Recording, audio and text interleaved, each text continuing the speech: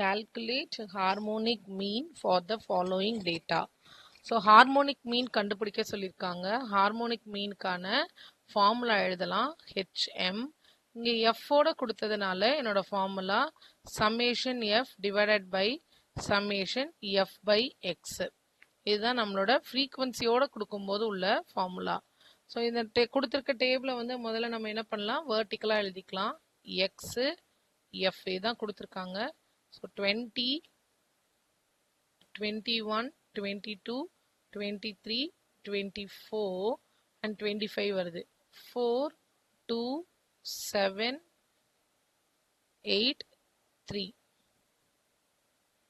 Okay. 25க்கு 8. இப்போ என்னோட formula நமக்கு ரெஃபரன்ஸ்க்காக இங்கே ஓரமாக எழுதுறேன். என்னோட formula HM equal to summation F divided by summation F by X.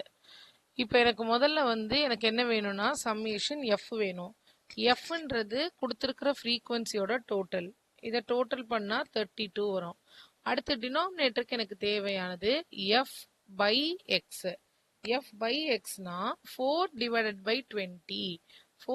நான் ஒரே ஒரு வேல்யூ மட்டும் எழுதுறேன். 4 டிவைடட் பை 20னா நமக்கு 0.2.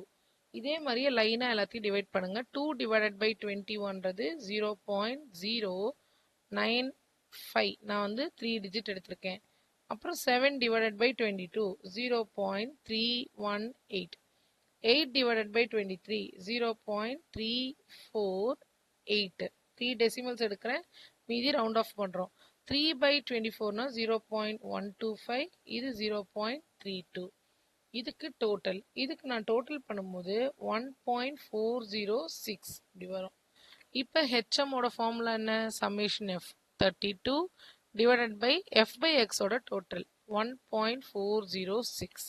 இது ரெண்டையும் டிவைட் பண்ணும்போது எனக்கு என்ன கிடைக்கும், 22.76 அப்படின்னு கிடைக்குது.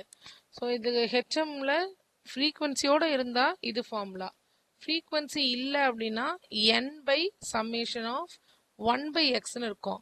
எனிஹோ இது வந்து அரித்மெட்டிக் மீனோட ரெசிப்ரோக்கல் அப்படின்றதுனால நமக்கு இப்படி தான் இருக்கும் ஃபார்முலா.